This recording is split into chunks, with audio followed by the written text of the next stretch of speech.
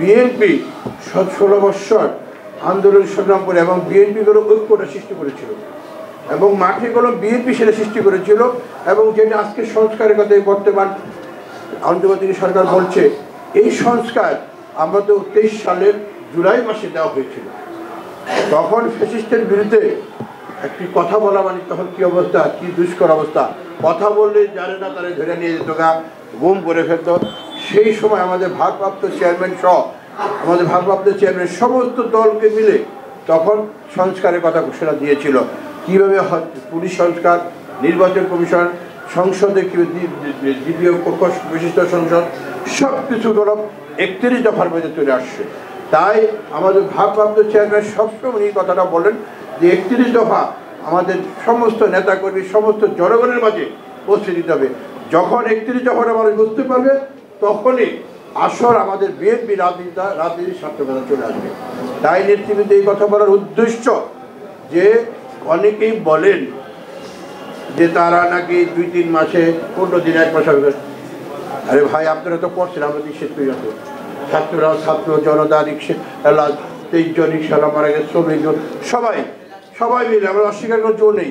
আজকে তো কিন্তু তাওয়াটা গরম করলো, একটা রুটি ভাত করে তাওয়াটা গরম করতে হতো, সেটা পরিবেশ পরিস্থিতি সৃষ্টি করেছে বিএনপি মিলে আমরা সমস্ত রাজনৈতিক দল যারা ছোট ছোট দলগুলো যারা আছে সবাই মিলে সেই পরিবেশটা সৃষ্টি হয়েছে। বিদায় শেখ হাসিনা বাধ্য হয়েছে বাংলাদেশ ফ্যাসিবাদ থেকে দূর হওয়ার জন্য।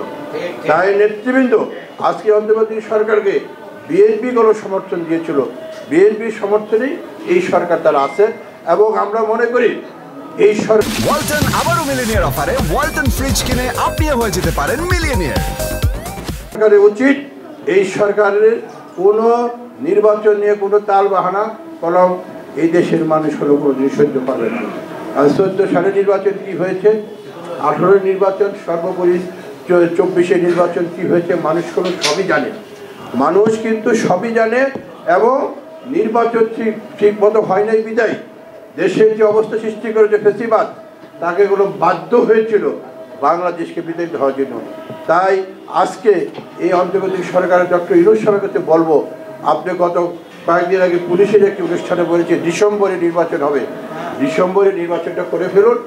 ইনশাল্লাহ জাতিগণ অধীর আগ্রহে বসে আছে ভোট দেওয়ার জন্য, কারণ মানুষ কোনো ভোট দিতে পারেনি। যে ছেলেটার বয়স আজকে 27-28-30 সেই ছেলেটা কোনো ভোট দিতে পারেনি, সবাই অপেক্ষায় আছে।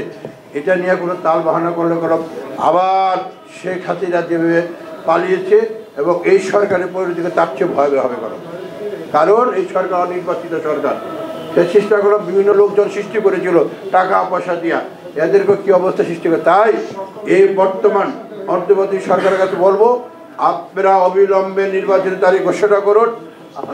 আর আওয়ামী লীগের যেসব পেতার তারা এখনও প্রশাসনে বসে আছে তাদেরকে ওইখান থেকে বের করুন। এখনও ডক্টর ইউনূস সাহেবের এখানে একজন মাদারীপুরের ডিসি ছিল, সে এখন এখানে ডিজি হিসাবে নিয়োগ পেয়েছে। কীভাবে পারে ভাই, এটা কীভাবে সম্ভব? কীভাবে নির্বাচন আপনি সুষ্ঠু করবেন? আজকে পুলিশ প্রশাসনকে আপনি অ্যাক্টিভ করেন, যারা নির্বাচনের সাথে সরাসরি জড়িত তাদেরকে অ্যাক্টিভ করেন। দেশের আইন শৃঙ্খলা, দ্রব্যমূল্য সব কিছু মিলে চালের দামগুলি বহু করে বাড়ছে, এই জিনিসগুলো আপনারা কাজ করুন। পাশাপাশি নির্বাচনের কাজও করুন। নির্বাচন কমিশনে যারা আছে আমি যেটুকু জানি তারা কোনো প্রস্তুত, নির্বাচনের সরকার থেকে একটি সবুজ সংকেত চায়, তাহলে তারা আরও দ্রুতগতিতে কাজ করতে পারে। তাই ভাই আমি আর বক্তব্য দীর্ঘায়িত করবো না, আমি বলবো এই সরকারকে আবারও অবিলম্বে নির্বাচনের তারিখ ঘোষণা করুন। নির্বাচনের ঘোষণা করলে এই সমস্ত টুকিটাকি যে সমস্যাগুলো আছে বিভিন্ন জায়গাতে আজকে যে এই যে একটা ধর্ষণ, এটা মানে এখন কি মানে কি এর মধ্যে ছেলেমি খেলার মধ্যে হয়ে গিয়েছে, এটি প্ল্যানভাবে পরিকল্পনাভাবে করা হচ্ছে এই সরকারকে অস্থিতিশীল করার একটা পরিস্থিতি। সেই জন্য আমি বলবো অবিলম্বে নির্বাচন ঘোষণা করুন, সব সমস্যা ইনশাল্লাহ সমাধান হয়ে যাবে। আর বাংলাদেশের মানুষ তারা সবাই সোচ্চার, শেখ হাসিনার বিচার বাংলাদেশের মাটিতে হবে, এটা কোনো প্রতিটি লোকই কোনো চায়, আওয়ামী লীগের লোকরাও চায়। কারণ শেখ হাসিনা এককভাবে যা করেছে তার বিচার বাংলাদেশের মাটিতে অবশ্যই হবে। কারণ মাত্র 22 থেকে 25 দিনের মাথায় উনি 15 থেকে 2000 লোকের গণহত্যা করেছে ক্ষমতার দিকে থাকার জন্য, তার বিচার কি বাংলাদেশে হবে না? অবশ্যই হবে এবং হওয়া উচিত, সেটা আমরা চাই।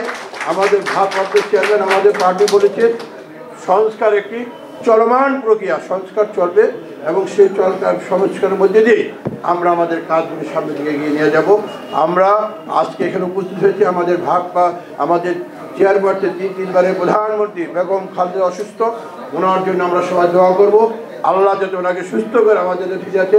আমাদের ভারপ্রাপ্ত চেয়ারম্যান জনাব তারেক রহমান, উনি আমাদের অনেক দূরে আছেন এবং উনিও যাতে করে আমাদের মাঝে দ্রুত গতিতে চলে এসে দল পরিচালনা করতে পারে, দেশের জন্য কাজ করতে পারে, এইটাই হোক আজকে আমাদের অঙ্গীকার।